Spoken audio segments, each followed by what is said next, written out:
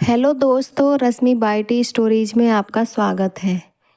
बरसों बाद दीदी की सहेली को अपने ही शहर में और अपने पति के बॉस की पत्नी के रूप में देखकर रशिका बेहद भावुक हो गई। पर पति की बातों से उसका उत्साह ठंडा पड़ गया। ऐसा क्या हुआ कि फिर सबसे प्यारा रिश्ता भी उनसे ही जुड़ गया। मैम साहब, आपके पास तो बहुत सारी किताबें हैं, आप तो पब्लिकेशन से डायरेक्ट किताब मंगवा भी लेती हैं, पढ़ने के लिए एक आध दोगी क्या? जॉनी ने आकर पूछा। किसको चाहिए? रसिका ने पूछा। ऊपर वाले 5वें माले पर जो मैम साहब है ना, उनको कुछ पढ़ने के लिए चाहिए। ठीक है, 2 पत्रिकाएं और एक उपन्यास जॉनी को देकर रसिका ने कहा। वापस भी लाना याद से, मेरी दीदी का लिखा उपन्यास है, मुझे पब्लिकेशन से मिल जाता है। तो क्या मैं अभी यहाँ किसी को भी नहीं जानती? जी मैम साहब, कहकर जॉनी चला गया। तभी रसिका के मोबाइल पर दीदी का कॉल आया। हेलो दीदी, कैसी हो? कैसे याद किया आपने? मैं आपको कॉल करने वाली थी दीदी। बंसिका, अरे हाँ, सुन तो सही, सवाल पर सवाल करती जा रही है। मेरी नई किताब प्यारा रिश्ता जल्द ही प्रकाशित होने वाली है। तुम अपनी प्रति बुक करा लेना। और हाँ, हम आने वाले हैं तुमसे मिलने। अपना ख्याल रखना। बच्चों को मौसी का प्रेम और राजन को आशीर्वाद कहना। तुम्हें जो चाहिए बस लिस्ट दे देना। रसिका, क्या दीदी? जब भी आती हो घर भर के जाती हो, जो मर्जी लेती आना। और हाँ, मैंने आपका उपन्यास किसी को पढ़ने को दिया है। बंसिका, अरे क्या रसिका किसी को भी देती रहती है क्या मेरी किताबें? रसिका, नहीं दीदी, उन्होंने जॉनी से मंगाया था। बंसिका, फिर ठीक है, पढ़ने दे उनको। चल मिलते हैं, बाय। रसिका, ओके बाय दी। कुछ देर बाद दरवाजे पर दस्तक हुई। अरे इस वक्त कौन होगा? यह तो दोपहर के रेस्ट का टाइम है। दरवाज़ा खोलती है वॉचमैन। मैम साहब, क्लब हाउस में शाम को पार्टी है, 7 बजे तक आप वहां आ जाइएगा। मिस्टर और मिसेज अभय कुमार मुख्य अतिथि होंगे। रसिका, कौन है मिस्टर अभय कुमार? मैडम, नए आए हैं प्रमोशन होकर। रसिका, अच्छा ठीक है। अंधेरा गहराता जा रहा था। रसिका खिड़की के बाहर का दृश्य देख रही थी। 3 दिन पहले स्नोफॉल होने के कारण मकानों पर बर्फ की सफ़ेद चादर बिछ गई थी। बच्चों के लिए घर पर खाना बनाकर एवं खिलाकर रसिका तैयार होने लगी। बड़ों की पार्टी में बच्चों को ले जाना उसे थोड़ा असुविधाजनक लगता था। राजन के घर आने पर दोनों पति पत्नी क्लब हाउस जाने के लिए निकल पड़े। अरे, ये चेहरा जाना पहचाना लग रहा है। मैंने इन्हें दीदी के कॉलेज में देखा था। यह दीदी की क्लासमेट है, रशिका ने राजन को बताया। अच्छा ठीक है, पर तुम अपनी और अपनी दीदी की दोस्ती पुराण का बखान मत करने लग जाना। अभय कुमार हमारे बहुत सीनियर अफसर हैं, कहकर राजन ने रसिका के उत्साह पर पानी फेर दिया। रसिका मन ही मन सोचने लगी, हाँ सही है, अब मुझे यह भूलना पड़ेगा कि वह दीदी की दोस्त कहाँ। अब तो वे सिर्फ यह याद रखना होगा कि वह मेरे पति के बॉस की पत्नी है। वे लोग कार से उतरकर पास आ चुके थे। सभी जूनियर अधिकारियों एवं उनकी पत्नी और आगे बढ़कर अभय कुमार और उनकी पत्नी का जोरदार स्वागत किया। कोल्ड ड्रिंक और स्नैक्स चलते रहे। इसी बीच सीनियर जनरल मैनेजर ने अभय कुमार की उपलब्धियां गिनाई। साथ ही उन्होंने राजन का सबसे परिचय कराया और रसिका का भी सबसे परिचय कराया। शायद दिव्या ने भी उसे पहचान लिया था। रसिका बैठी मन ही मन सोच रही थी, तभी नजरें मिलते ही दोनों एक दूसरे को अपलक देखती रह गईं। अगर पहचानने में भूल नहीं कर रही हूँ तो तुम इलाहाबाद यूनिवर्सिटी की रसिका ही हो ना? दिव्या ने अपनी मोहक मुस्कान बिखेरते हुए रसिका से पूछा। जी हाँ, ठीक पहचाना आपने। हम दोनों एक शहर, एक ही कॉलेज से हैं। आप दीदी की बेस्ट फ्रेंड हैं। 35 वर्ष बीत चुके थे आप जब मिस यूनिवर्स चुनी गई थी। तब आपसे कहीं ज़्यादा खुशी दीदी को हुई थी। आप और दीदी मिलकर कितनी तैयारियां किया करते थे, कितनी रातें आप हमारे घर पर ही सोया करती थी। रसिका ने दिव्या को याद दिलाने की कोशिश करते हुए कहा। नोवेल में तुम्हारे परिवार का फोटो देखकर मैं समझ गई थी कि तुम रसिका राजन होंगी। पार्टी में आने के बाद मेरी निगाहें तुम्हें ही तलाश कर रही थी। जी हाँ, सांस्कृतिक कार्यक्रमों में हम लोग हमेशा टकराते थे। रशिका ने एक बार फिर दिव्या को याद दिलाने की कोशिश की। हाँ, मुझे याद आया, एक बार आप अपना पर्स हमारे घर पर भूल आई थी। तब मैंने स्कूटी से आकर आपको वापस दिया था। रशिका ने कहा। हाँ, याद आया। रसिका, यह सब मैं कैसे भूल सकती हूँ। अच्छा, अब ये आप बंद करना और मुझे दीदी बोलना। अब ऐसा है तो ठीक है, मैं आपको दीदी कहूँगी। और सर को जिया जी बोल सकती हूँ क्या? अरे, यह कोई पूछने की बात है क्या? दिव्या ने कहा। अच्छा, अब बंसिका के बारे में बताओ, वह कहाँ है, कैसी है, क्या कर रही है? एक साथ सवाल कर दिया दिव्या ने। दीदी एक जानी मानी लेखिका हैं, आपको जो उपन्यास और कहानी संग्रह दिए हैं वह दीदी के लिखे हुए हैं। हाँ, मैं समझ तो गई थी कि अब बंसिका ही हो सकती है। वह कॉलेज में भी कुछ न कुछ लिखती रहती थी। दिव्या ने कहा। थोड़ी देर पहले लोगों की निगाहों में जो आश्चर्य झलक रहा था, वे अब जान गए थे कि कॉलेज के इस जमाने की क्लासमेट आज अचानक मिली हैं। लगता है आप लोग एक अरसे बाद आज मिली हैं। मिसेस दीक्षित ने रसिका से प्रश्न किया। जी हाँ, रसिका ने मुस्कुराते हुए जवाब दिया। यह मेरी दीदी बंसिका की क्लासमेट है। कुछ देर की गपशप के बाद शेरो शायरी का दौर चल पड़ा। तब रसिका ने अपनी दीदी के लिखे हुए कुछ शेर सुना दिए। रसिका ने शेर सुनाने के बाद तालियां बज उठी। बहुत अच्छा संयोग है रसिका। रसिका, बंसिका का नंबर मुझे दे देना और अपना भी। हमेशा संपर्क में बने रहना। उम्र के इस पड़ाव पर हम मिल भी तो बिछड़ने के लिए। कुछ उदास स्वर में दिव्या ने कहा। हाँ दीदी, हमारी पोस्टिंग मुंबई होने के बाद आपको ही वहाँ घूमने आने का प्रोग्राम बनाना पड़ेगा। रसिका ने कहा। हम आएंगे और ज़रूर आएंगे मुंबई। तुम तो बस पैकिंग करो और वहाँ पहुँचो। और हाँ, बंसिका और बच्चों को भी बुला लेना। दिव्या ने कहा। ओह, मैं तो भूल ही गई थी, दीदी कल ही आ रही हैं। यहाँ रसिका ने कहा। अच्छा, बहुत अच्छी बात है, मेरे घर ले आना बंसिका को। दिव्या ने कहा। आज रसिका दीदी के आगमन के लिए बहुत ही उत्सुकतापूर्ण तैयारी करने में लगी है। तभी दिव्या भी वहां आती है। क्या बात है रसिका, आज सारी तैयारी अकेले ही करती रहोगी क्या? अब हो ही गई सारी तैयारी, सब आते ही होंगे, रसिका ने कहा। तभी बंसिका अपने बेटे के साथ आती दिख जाती है। दिव्या को देख एकदम भौचक्का रह जाती है। दोनों एक दूसरे को देख गले लग पड़ती हैं।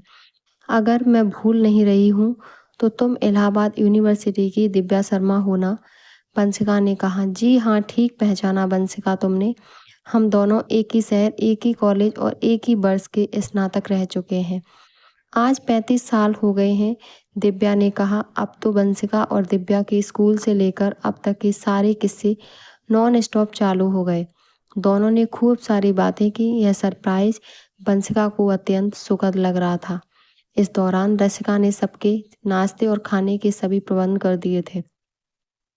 सब लोग नाश्ता करने के बाद उठने वाले थे कि अभय कुमार भी दिव्या को घर पर न पाकर वहीं आ गए थे। ये लो भाई, वह महफिल ही क्या जहां हम शामिल न हों। सभी यहाँ हैं। राजन ने कुछ कहा भी नहीं हमें, नहीं तो हम भी जानी मानी लेखिका और हमारी पत्नी की बेस्ट फ्रेंड को लेने स्टेशन आ जाते। अभय ने रसिका के घर में प्रवेश करते हुए कहा। आइए आइए, बस हम आपका ही इंतजार कर रहे थे। बंसिका ने अपनी जगह से उठकर उनको दिव्या के बगल में बैठने का इशारा करते हुए कहा। रसिका और राजन भी उनके पास आ गए और फिर रसिका ने सबके लिए नाश्ता ला दिया। सभी लोग मज़े से बातें करने लगे। खाने का समय देख रसिका ने सबको खाने के लिए मना लिया। अभय यह सब देख आश्चर्य में थे कि ऐसे भी रिश्ते होते हैं क्या, जो अपने ना होते हुए भी इतने आत्मीय हो जाते हैं। बहुत ही सुखद एहसास के साथ दिव्या और अभय अगले दिन मिलने का वादा करके जाने ही वाले थे कि तभी बंसिका ने रोक लिया। अरे जीजा जी, रुकिए तो सही, अभी तो कुछ शायरी वायरी हो जाए तब आप जाइएगा। ये महफिल शेरो शायरी बिना अभी अधूरी है। बंसिका ने कहा। अच्छा जी, हमें क्या पता, हमें क्या, हम तो महफिल यूं ही आ गए थे, पर लगता है अब समा बन गया है। हम यहीं हैं जी, पेश कीजिए शायरी, अभय ने कहा। जमी कागज की हो जाएगी, समंदर को स्याही का कलम क्या लिख पाएगी। जब समा हो जुदाई का, सभी तालियां बजाने लगे। तभी रसिका कुछ उदास हो गई थी। यह देख बंसिका ने कहा। अरे रसिका, तूने नाश्ता खाना बहुत ही बढ़िया और स्वादिष्ट बनाया था। हम बातों में तारीफ करना भूल गए थे। तुम उदास ना हो, यह सुन सभी हंस पड़े। नहीं दीदी, ऐसी कोई बात नहीं है, मैं तो बस यूं ही उदास हो गई थी। अभी तक हम नैनीताल में अकेले थे, अब दिव्या दीदी यहाँ आए तो हमारी मुंबई की पोस्टिंग आ गई। इतना मज़ेदार वक़्त आएगा यहाँ और यूँ गुज़र जाएगा मैंने सोचा नहीं था। इसीलिए थोड़ा-सा मन उदास हो गया। रसिका ने कहा, हाँ, वह तो है लेकिन हम तुम्हें मिलने वहाँ भी आएँगे। ना दिव्या ना अभय। बंसिका ने कहा, हाँ, अब तो हम हमारी छोटी बहन के बिना बहुत बोर होंगे, तो जब मन होगा फिर अभय का ऑफिस टूर होगा तो मैं आ ही जाऊंगी। ना अभय। दिव्या ने कहा, क्यों नहीं, हमें भी साली साहिबा के हाथ के बने ये बेसन के लड्डू, पनीर मखनी पराठा, कश्मीरी पुलाव, भिंडी फ्राई, रायता जब याद आएंगे हम भी मुंबई पहुंच जाया करेंगे। अभय ने कहा, पर बात वह नहीं है जीजा जी। रसिका ने बड़े बोझल मन से बताया कि उसकी छोटी ननद को कैंसर होने का खतरा है। काफ़ी दिनों से उनका इलाज चल रहा है, अब तक समझ नहीं आया कि उनको हुआ क्या है। हम इसीलिए मुंबई जा रहे हैं कि उनका इलाज हो पाएगा और वो ठीक हो जाएंगी। घर पर अम्मा को घुटने की तकलीफ़ है जिसकी वजह से वे घर पर ही रहती हैं, व्हील चेयर के सहारे अपने काम कर पाती हैं। हम चाहते हैं कि वे हमारे साथ रहें पर कहाँ, वे कहती हैं कि उनको साहिबाबाद वाले घर की आदत पड़ी है, वे वहाँ पर अंधेरे में भी रह लेती हैं। अब हम मुंबई ननद को ले जाएंगे तो माँ जी बहुत अकेली हो जाएंगी। अगर साल भर बाद इनका ट्रांसफ़र दिल्ली हो जाता तो हमारी ज़िंदगी आसान हो जाती। यह कोई बड़ी बात नहीं है रसिका, सब हो जाएगा। तुम और राजन पहले मुंबई जाने की तैयारी करो, फिर देखते हैं कि दिल्ली कब तक पोस्टिंग हो पाएगी। अभय कुमार ने यह सब सुनकर रसिका और राजन बहुत ही आश्वस्त महसूस कर रहे थे। अब उन्हें लगने लगा था कि ज़िंदगी बहुत ही बढ़िया और आसान हो जाएगी। पिताजी के गुजरने के बाद सारी जिम्मेदारी राजन पर ही आ गई थी। राजन की छोटी बहन के अलावा था ही कौन जिम्मेदारी उठाने के लिए। अभय कुमार और दिव्या आज की अच्छी यादों के साथ अपने फ्लैट में वापस आ गए। सुबह बंसिका, रसिका और बच्चे नैनीताल के आसपास घूमने निकल गए और लौटते समय शाम हो गई। घर आने पर जॉनी ने बताया कि 5वें माले की मैडम ने सबको अपने घर पर बुलाया है। बंसिका तो बस भागी कि दिव्या न जाने क्या क्या कर रही होगी। अरे दिव्या, ये सब क्यों, तुम तो यूं ही परेशान हो रही हो। हम रसिका के घर पर कुछ बना लेते। बंसिका ने कहा, हाँ ठीक है, चल माना तुम दोनों बहनें बहुत अच्छा खाना बनाती हो, पर मुझे भी आता है थोड़ा बहुत बनाना। आज यहीं सब मिलजुल कर खा लेंगे। अब बुला भी लो सबको, दिव्या ने कहा। दिव्या का इतना स्नेह देखकर रूही ने फ़ोन करके सबको आने के लिए कहा। रशिका बच्चों के संग आ गई। राजन और अभय कुमार आज कुछ ज़्यादा बिजी थे दफ्तर में, इसीलिए सबने बच्चों को खाना खिलाकर घर भेजना ठीक समझा। तो बच्चों को खाने के लिए बैठा दिया। बच्चे अपनी पसंद की चीज़ें, मैक्रोनी, चाउमीन, पेस्ट्री, पुडिंग बड़े ही चाव से खा रहे थे। समय था तो दिव्या ने बच्चों से खूब सारी बातें की और कहने लगी, जब से उनके बच्चे कॉलेज में गए तब से आज ही बच्चों के साथ इतना समय बिताना हो पाया है। कितना जल्दी समय बीत जाता है पता ही नहीं चलता। बच्चे भी मौसी बोलकर दिव्या के साथ बिल्कुल पारिवारिक बच्चों की तरह घुल मिल गए थे। बच्चे घर गए तभी राजन का आगमन हो गया। थोड़ी देर में अभय कुमार भी घर पर आ गए थे। भाई हम भी आ गए, अगर इच्छा हो तो हम भी हड्डी बन जाएं आप लोग के कबाब में, अभय कुमार ने कहा। जी स्वागत है आपका, आइए जिया जी, हड्डी नहीं कबाब में नमक बनकर शामिल हो जाइए। बंसिका ने कहा, आज महफिल में रंग फीका सा है। रसिका, राजन नहीं आए अभी तक, अभय कुमार ने कहा। रसिका बच्चों को लेकर अभी तक यहीं थी, खाना खिलाकर सुलाने गई है, राजन के आते ही लौट आएगी, दिव्या ने कहा। राजन और रसिका वापस तो आए पर अपने साथ बहुत सारा सामान भी लेकर आए।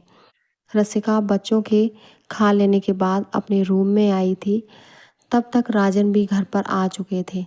रसिका ने उन्हें 5वें माले पर जाने के लिए कहा।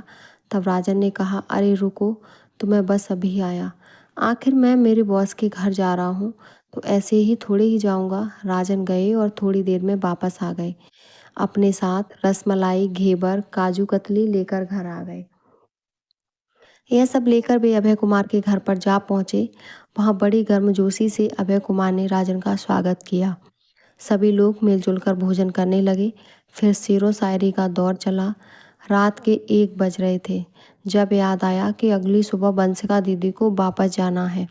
रूही कहने लगी, रसिका के मुंबई जाने का मुझे कोई अफसोस नहीं है।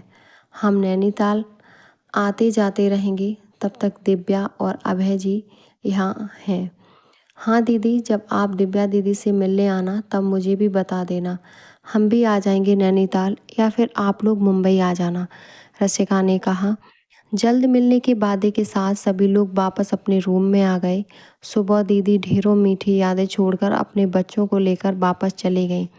राजन प्रमोशन पाकर मुंबई जा रहे थे। उनको विदाई देने आए लोगों की भीड़ स्टेशन पर जमा थी। बिना समय गंवाए भीड़ को लगभग चीरते हुए दिव्या ने रसिका के पास जाकर उसे गले लगा लिया। रसिका की समस्याओं का दिव्या को भली भांति ज्ञान था।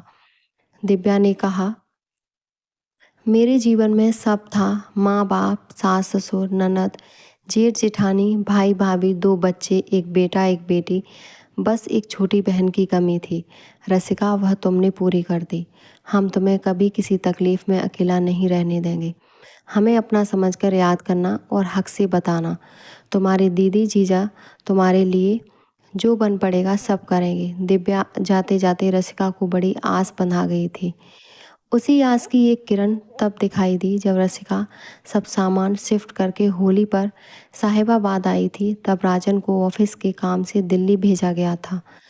होली के दिन राजन घर पर ही थे और बाकायदा समझ भी रहे थे कि उन्हें अभय कुमार का पूरा सहयोग मिल रहा है।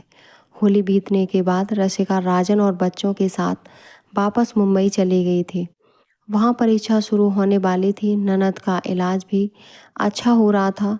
जब कभी सास की तबीयत खराब होती तो रसिका को ही मुंबई से दिल्ली आना पड़ता था। उनकी सेवा करने के बाद वह वापस मुंबई लौट जाती। बच्चे और ननद को पति के भरोसे रख करके वह आना जाना करती थी। एक शाम अचानक धड़ाम की आवाज़ आने से बच्चे और ननद बहुत डर गए। उस समय रसिका ड्राइंग रूम में बैठी टीवी देख रही थी।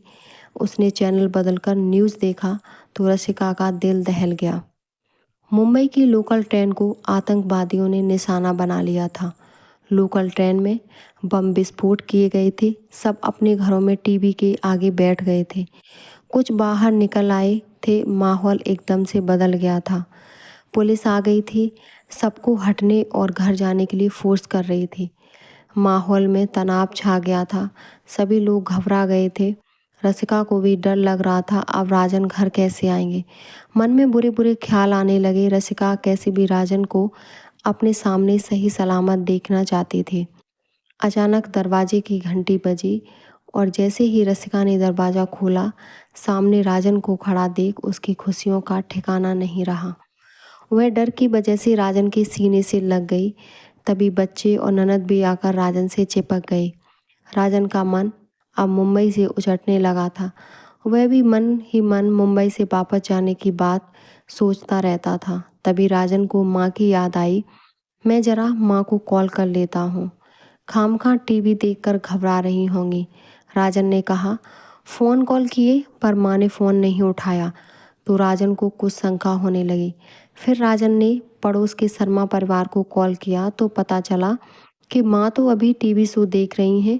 उन्हें सब हाल बताकर राजन भी आश्वस्त हो गए थे। उनसे माँ को सब समाचार बताने के लिए कहकर राजन ने फ़ोन कॉल बंद कर दिए। सारी दुनिया ही मिल गई हो, वह सारी बातें बताती जा रही थी। यह सब सुन दिव्या का दिल पिघला और बस 3 से 4 महीने के बाद ही राजन को प्रमोशन और ट्रांसफ़र मिल गया। राजन भी समझ गए थे कि यह वही रिश्ता है जिसका नाम लेने और पहचान लेने पर वह रसिका को कह रहे थे कि वह उनके बॉस की वाइफ है। रसिका को उनसे ज़्यादा पहचान बनाने की ज़रूरत नहीं है। राजन की पोस्टिंग दिल्ली में ही होने से वह साहिबाबाद वाले घर पर आराम से आ जा सकते थे। मन ही मन राजन अभय कुमार और दिव्या दीदी का आभार दिल से मानते थे। वह कहते भी थे कि इतना प्यारा रिश्ता बस यूं ही नहीं बन जाता, सगे रिश्ते से भी बढ़कर है ये रिश्ता। उम्मीद करती हूँ मेरी कहानी आपको पसंद आई होगी। अपना विचार कमेंट बॉक्स में ज़रूर बताएं और हमारे चैनल को सब्सक्राइब करें। धन्यवाद।